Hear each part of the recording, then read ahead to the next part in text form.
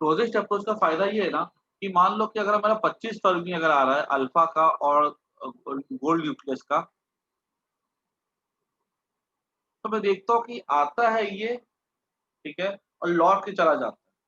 मतलब इसके नजदीक और तो नहीं आ पा रहा है। अगर मैं देख रहा हूँ कि अल्फा आ रहा है, ठीक है, और मैंने ऐसे वाले में देखा कि यहाँ पे अल्फा जाता है, लौट करके आता भी है, स्किंटिलेट करता है यहाँ पे आकर के, मतलब लौट करके आ रहा है। तो मतलब इससे नजदीक नहीं जा पा रहा है। हमने कैलकुलेशन किया, मतलब गोल्ड न्यूक्लियस एक कंफर्मेशन हमको मिला कि गोल्ड का न्यूक्लियस जो है 25 फर्मी के साइज से इसका बड़ा ही होगा, छोटा नहीं हो सकता गोल्ड न्यूक्लियस। पता है, बिकॉज़ देखो गोल्ड न्यूक्लियस आज हमको वैल्यू पता है, लेकिन इसकी वैल्यू हमको ऐसे डायरेक्टली निकालना काफ़ी मुश्किल था, बिकॉज़ बहुत छोटा था। लेकिन एक हमको अपर लिमिट मिला 25 फरवरी का। बोला इससे छोटा ही होगा, बड़ा नहीं हो सकता है। बिकॉज़ अगर गोल्ड न्यूक्लियस के साइज़ अगर इससे बड़ा होता ना, तो पता है क्या होता? तो अल्फा पार्टिकल आता, ठीक है? और ये गोल्ड न्यूक्लियस ऐसा आता, इसके अंदर घुस जाता। अगर इसके अंदर वो अगर एंटर कर जाता ना, तो वो क्या होता? वो बाहर नहीं निकल पाता और हमको यहाँ पे वापस से इस जगह पे स्किंटिलेशन नहीं दिखता। इधर वाले पार्ट पे हमको स्किंटिलेशन दिखता है, मतलब अल्फा पार्टिकल लौट करके आ रहा है यहाँ पे, ठीक है? तभी ना दिख रहा है हमको ऐसा करके, जो यहाँ पे जो दिखेगा हमको, ठीक है? यहाँ पे हमको दिखता है कि आ रहा है लौट करके, नहीं आता तो नहीं दिखता, मतलब उसके अंदर घुस गया। तब क्या होता? वो गोल्ड न्यूक्लियस पे न्यूक्लियर रिएक्शन होता है, टूट जाता है, ठीक है? और फिर क्या किया गया था एक्चुअली, ये जो तुमको मैंने बताया ना, ये अपर लिमिट थी। उसके बाद एक्चुअली क्या किया गया था कि गोल्ड न्यूक्लियस को निकालने के लिए एक तरीका ढूँढा गया। तरीका क्या था? इसी कांसेप्ट पे ही बेस्ड है। अभी जो हमने सीखा ना, जो अल्फा पार्टिकल आते हैं, जिसकी एनर्जी 5.5 से लेकर 7.7 मेगा इलेक्ट्रॉन वोल्ट होती है, that is a natural. Actually पता है, अगर हमने इसको बाहर से एनर्जी दी, ठीक है, by the help of cyclotron, Van de Graaff, तो हमने क्या किया, हमने कुछ एक्सपेरिमेंट किया और देखा कि हाफ एमवी स्क्वायर हम उसको एनर्जी देते हैं, ठीक है, काइनेटिक एनर्जी, ठीक है, और काइनेटिक एनर्जी जो आप दे रहे ना, ठीक है, इक्वल्स टू आ जाएगा k Z e into e by r. तो मैंने पहले आर लिखा था ना, आर स्क्वायर अगर लिखा था उसको जब काट दे रहा ना, तो पहले मैंने आर लिखवाया था, आर स्क्वायर तो ही ना था वो, एनर्जी में आर ही आता है। तो यहाँ पे काइनेटिक एनर्जी हमने दी इसको, अल्फा को, और हमने देखा कि वो लौट करके आ रहा है। काइनेटिक एनर्जी 100 दी, या मैंने इसको 90 दी, देखा लौट के आ रहा है। 95 की, देखा लौट करके आ रहा है। 98 की, देखा लौट करके आ रहा है। 99 दी, देखा लौट करके आ रहा है। 100 दी, देखा लौट के नहीं आ रहा है। 101 दिया, लौट के नहीं आ रहा है। कौन नहीं आ रहा है? अल्फा पार्टिकल नहीं आ रहा है। मतलब क्या हो रहा है? जैसे-जैसे एनर्जी देते हैं ना हम लोग, ये अल्फा पार्टिकल जाता है, लौट के आ जाता है। एनर्जी बड़ा ही और नज़दीक से लौट कर के आया, एनर्जी और बड़े और नज़दीक से लौट कर के आया, एनर्जी और बड़े और नज़दीक से लौट कर के आया। हमने एनर्जी जैसे 100 की देखा, लौटा ही नहीं। नहीं लौटा, इसका मतलब इसके अंदर एंटर कर गया।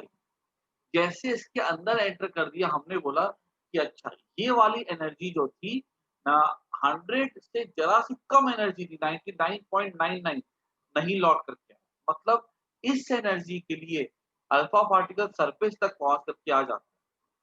तो हमने बोला कि वो एनर्जी को यहाँ पर पुट कर दो और उससे रेडियस निकालो। वो जो रेडियस हमें देगा ना यहाँ तक की, मतलब इस एनर्जी पे ये सरफेस को टच करके निकल जाता है। तो हमने बोला कि वो जो एनर्जी है ना, ठीक है, वो एनर्जी के लिए हमने आर निकाला इसके लिए। वो जो आर था ना, वो इसका रेडियस बन गया, ठीक है। तो कहीं न कहीं जो हमने अभी सीखा ना, क्लोज़ेस्ट अप्रोच, ठीक है, उस क्लोज़ेस्ट अप्रोच पे अल्फा पार्टिकल नेचुरली आ रहा था। तो हमको एक आइडिया मिला था नेचुरली से कि इसका रेडियस इससे बड़ा नहीं हो सकता।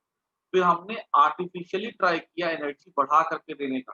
फिर हमने वहाँ से उसके एग्ज़ैक्ट रेडियस का पता भी कर लिया, and this type of concepts questions के फॉर्म में, न्यूमेरिकल्स के फॉर्म में हमारे स्कूल एग्ज़ाम में आते हैं, ठीक है? तो आई थिंक सबको समझ में आ गया कि क्लोज़ेस्ट अप्रोच क्या होता है, ठीक है? In the case of natural, वो क्लोज़ेस्ट अप्रोच हमको मैक्सिमम लिमिट देता है रेडियस का, but if we use it artificially we can get the value of the accurate radius of the gold nucleus, ठीक है? ये बात आई होप सबको समझ में आ गई। उसके बाद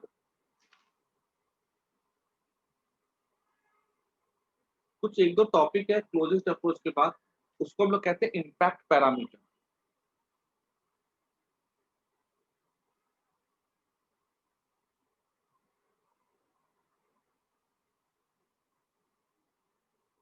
और एग्जाम में ना तुम लोग को ध्यान रखना है कि इलेक्ट्रॉन वोल्ट को कन्वर्ट करने आना चाहिए जूल में। मेगा इलेक्ट्रॉन वोल्ट कितना इलेक्ट्रॉन वोल्ट होता है वो पता होना चाहिए, ठीक है। कुछ कुछ बातें इम्पैक्ट पैरामीटर जो क्या होता है, मान लो कि कोई अल्फा पार्टिकल है और यहाँ पे ना एक गोल्ड न्यूक्लियस,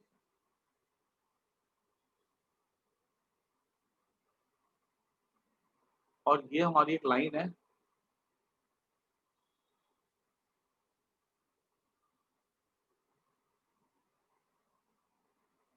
ऐसे करके, ठीक है। और यहाँ से ये ऐसे जाएगा, ठीक है, और यहाँ से जाके मुड़ जाएगा। जैसे नजदीक आएगा टर्न कर जाएगा ना। ये जो गैप तुम देख रहे हो ना, बी, इस डिस्टेंस को हम लोग बी बोलते हैं। This is called as impact parameter.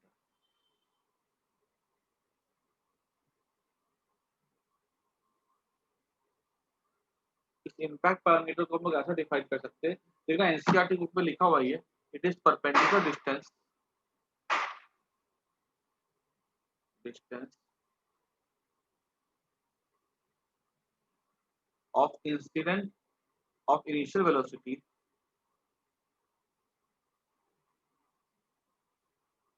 Of alpha particle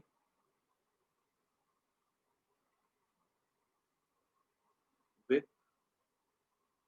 centre of nucleus, ठीक है। ठीक है, ये वेलोसिटी है ना, वेलोसिटी v है, इसका कितना डिस्टेंस होगा न्यूक्लियस के सेंटर से, ठीक है, 90 डिग्री परपेंडिकुलर, ये एंगल 90, एंगल 90, ठीक है। और इसका सिग्निफिकेंस क्या है, it v decides deviation in particle, deviation in alpha particle. अगर तो देखो ना, ये इसका रेडियस है r, अगर ये b रेडियस के बराबर हो जाए, ठीक है, या ये b अगर 0 के इक्वल हो जाए, ठीक है, या रेडियस के बहुत नजदीक हो, तो हम क्या बोल सकते हैं कि यहाँ पर जो डिविएशन होगा कितना होगा 180 डिग्री। b अगर 180 डिग्री की हो तो डिविएशन कितना हो जाएगा 180 डिग्री, ये तो नजदीक है ना, ठीक है। ये ऐसे जाएगा, ऐसे लौट के आ जाएगा, सीधी सी बात है। और अगर b है सॉरी b यहाँ पे, b यहाँ लिखूंगा b टेंड्स टू 0, और b is much much greater than r, तो थीटा कितना हो जाएगा यहाँ में ले लिया, थीटा मेरा हो जाएगा 0 डिग्री, क्योंकि बहुत दूर है तो कोई डिविएशन ही नहीं होगा, सीधा निकल जाएगा, ठीक है। और ये जो डिस्टेंस होता है ना यहाँ से लेके यहाँ तक का, दिस इज क्लोजेस्ट अप्रोच,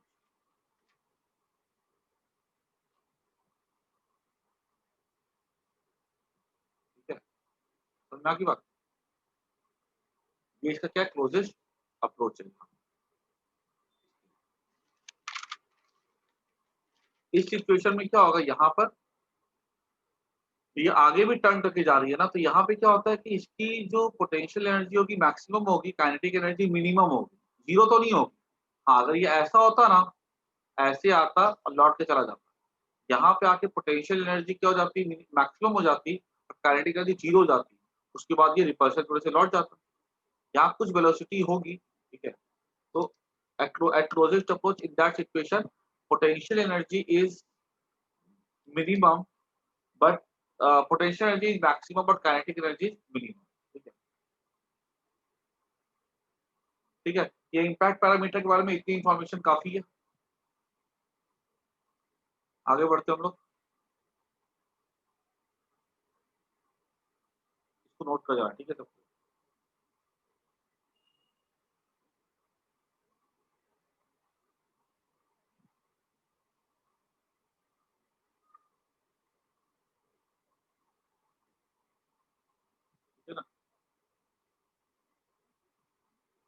अच्छा, इसका ड्रॉबैक क्या था देखो,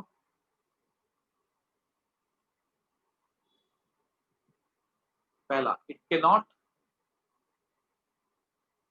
एक्सप्लेन स्टेबिलिटी ऑफ एटम। देखो मैक्सवेल ने ऐसा बोला था कि जो इलेक्ट्रॉन जब घूमता है ना न्यूक्लियस के राउंड, तो वो कुछ एमिट करता है कुछ रेडिएशन, क्लियर। तो उसकी वजह से क्या होता है कि वो इलेक्ट्रॉन एनर्जी लूज करेगा, ठीक है, बिकॉज इलेक्ट्रॉन का मोशन कैसा होता है, एक्सेलरेटेड मोशन होता है ना, उसका वेलोसिटी का डायरेक्शन लगातार चेंज होता है। तो वो क्या करेगा, एमिट करेगा रेडिएशन, और जिससे कि इलेक्ट्रॉन जो होगा जाकर के फाइनली टकरा जाएगा न्यूक्लियस के साथ, और एटम पूरा का पूरा खत्म हो जाएगा। ऐसा रदरफोर्ड ने बोला कि घूमता है, घूमेगा, अरे अर्थ घूम रही है, अर्थ के पास थोड़ी कोई चार्ज है जो जो अर्थ से जाकर के टकराएगी सन के साथ। लेकिन इलेक्ट्रॉन के पास चार्ज होता है, जब चार्ज एक्सेलरेट करता है तो वो एनर्जी एमिट करता है। एनर्जी एमिट करेगा तो क्या होगा, वो उसकी एनर्जी कम होगी, और इलेक्ट्रॉन क्या होगा, वो स्पाइरल पाथ लेकर के ऐसा करके घूम करके वो टकरा जाएगा इसके साथ। लेकिन वो स्टेबल रहता है। तो रदरफोर्ड की जो भी थ्योरी थी वो इसको एक्सप्लेन नहीं कर पाई, ठीक है। जहां पर भी ड्रॉबैक था रदरफोर्ड का, that drawback actually led to the birth of Bohr's model, stability of atom as electron should emit energy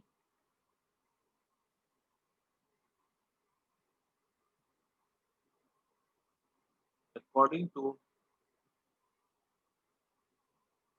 Maxwell's rule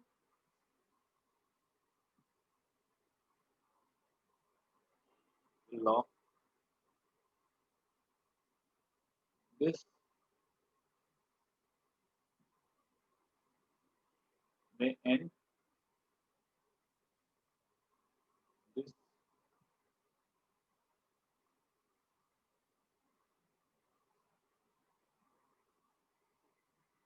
will lead to collision of electron with nucleus and end existence of atom. और दूसरा क्या था, it could not explain